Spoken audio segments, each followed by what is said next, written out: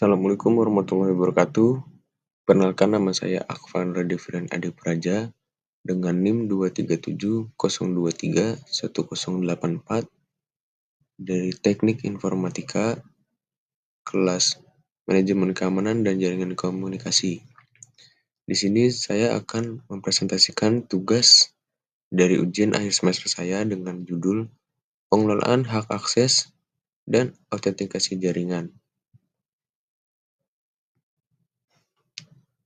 Pentingnya hak akses dan autentikasi.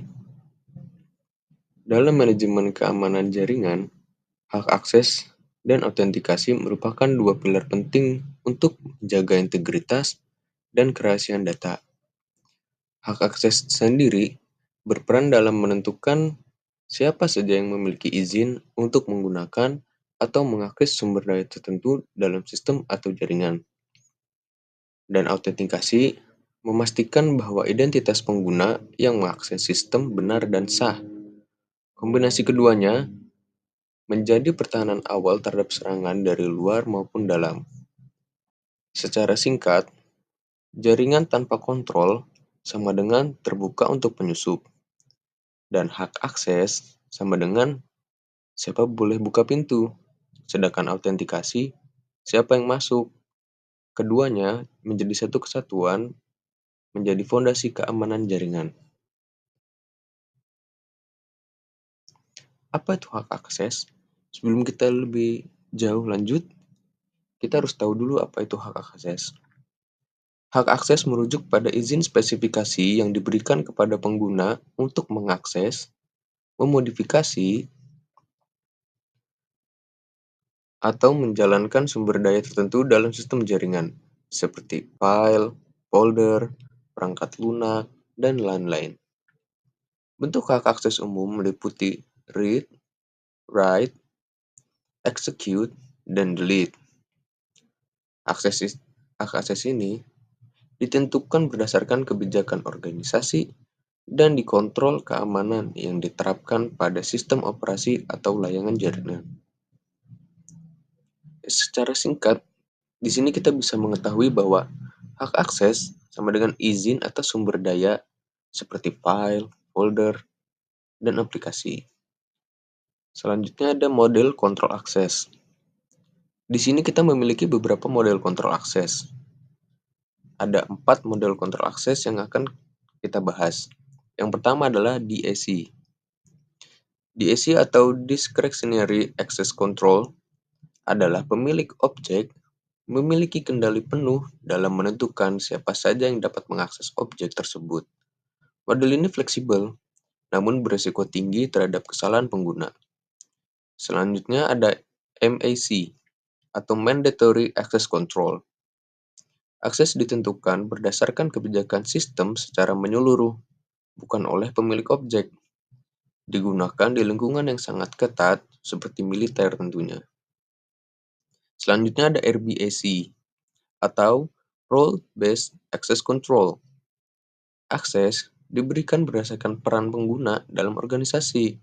Misalnya, seperti pegawai HR memiliki akses berbeda dari pegawai IT, atau pegawai finance memiliki akses berbeda dengan pegawai HR. Tentu saja ini efisien dan mudah dikelola dalam skala besar. Selanjutnya ada ABAC, atau Attribute Based Access Control. Akses didasarkan pada atribut pengguna dan sumber daya, seperti waktu, lokasi, departemen, dan lain-lain. Nah, kita sudah mengetahui akses sebelumnya. Sekarang, apa itu autentikasi? Autentikasi sendiri adalah proses untuk memverifikasi identitas pengguna sebelum memberikan akses ke sistem atau jaringan. Autentikasi dilakukan agar sistem dapat memastikan bahwa pengguna adalah benar-benar orang yang berwenang.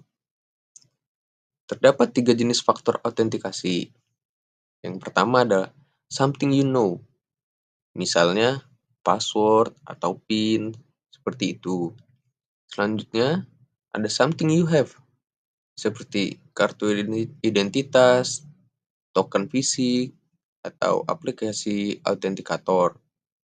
Yang terakhir ada something you are, mencakup biometrik seperti sidik jari, wajah, dan retina. Sistem autentikasi dapat menggunakan satu faktor, SFA, atau kombinasi dari beberapa faktor yang disebut multi-factor authentication. Untuk sekarang ini, yang banyak digunakan adalah MFA karena jauh lebih aman dan sangat tidak disarankan untuk semua akses penting.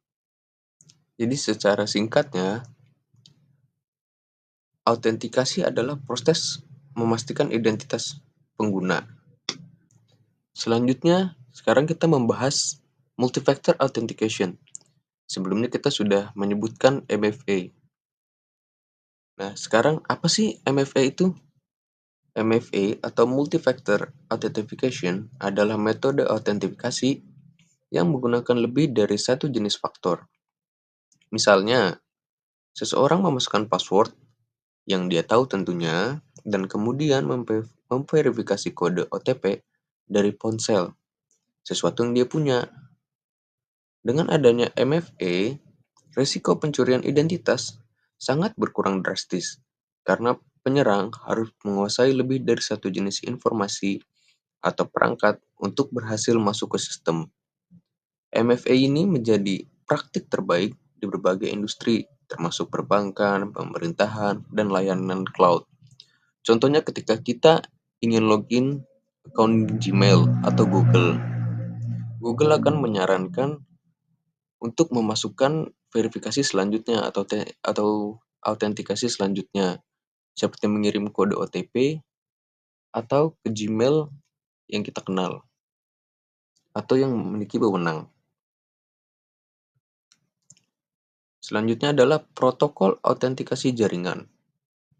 Protokol umum digunakan dalam autentikasi jaringan ada beberapa, di antaranya adalah LDAP atau Lightweight Directory Access Protocol. Ini digunakan untuk mengakses dan mengelola informasi direktori pengguna dalam jaringan. Selanjutnya adalah Radius, yaitu Remote Authentication Dial in User Service. Ini digunakan untuk autentikasi terpusat dalam jaringan skala besar. Selanjutnya adalah Kerberos, menggunakan sistem tiket dan kriptografi untuk mengautentikasi pengguna dan layanan tanpa mengirim password langsung. Yang terakhir adalah Terminal Access Control System Plus. Protokol milik Cisco ini yang menyediakan autentikasi, otorisasi, dan akuntansi yang lebih aman daripada Radius karena mengenkripsi seluruh pesan. Nah, kita juga harus tahu nih praktik terbaik untuk memastikan keamanan kita. Ada beberapa cara praktik terbaik untuk pengelolaan hak akses dan autentikasi kita yang harus atau perlu kita terapkan. Yang pertama adalah Principle of Least Privilege. Berikan hak akses paling minimum yang dibutuhkan oleh pengguna. Selanjutnya ada implementasi MFA untuk semua akun penting. Dan selanjutnya ada audit dan monitoring aktivitas pengguna secara berkala melalui log akses. Selanjutnya ada atur session timeout untuk mencegah sesi terbuka terlalu lama. Yang terakhir adalah gunakan komunikasi terenkripsi seperti TLS atau HTTPS dalam proses autentikasi. Ketika kita sudah memastikan semua keamanan hak akses dan autentikasi ini dan kita praktekkan, itu dapat mengurangi segala jenis serangan-serangan dari luar karena kita sudah mempraktikkan ini. Selanjutnya ada studi kasus singkat. Salah satu contoh nyata adalah kasus pelanggaran data Equifax pada tahun 2017. Dalam kasus ini, kegagalan menerapkan autentikasi dua faktor dan kontrol akses yang ketat menyebabkan penyerangan berhasil mencuri data pribadi lebih dari 147 juta warga. Tentu ini sangat banyak. Solusi yang bisa diterapkan untuk mencegah kejadian serupa adalah menggunakan model RBAC yang sudah kita bahas sebelumnya dan menerapkan MFA di semua sistem penting. Yang terakhir itu melakukan segala audit sistem secara berkala sehingga dapat mengurangi faktor-faktor rentan yang membuat kita dapat diserang oleh penyerang. Conclusionnya adalah pengelolaan akses dan autentikasi jaringan adalah aspek krusial dalam sistem keamanan informasi. Tanpa keduanya, sistem menjadi rentan terhadap penyusupan, pencurian data, dan manipulasi oleh pihak yang tidak sah. Dengan menerapkan kontrol akses yang tepat, autentikasi yang kuat, dan kebijakan keamanan yang konsisten, organisasi dapat meminimalkan resiko dan melindungi aset digitalnya secara efektif. Mungkin segitu saja yang dapat saya sampaikan. Kurang lebihnya mohon maaf. Wabillahi taufiq walhidayah. Wassalamualaikum warahmatullahi wabarakatuh.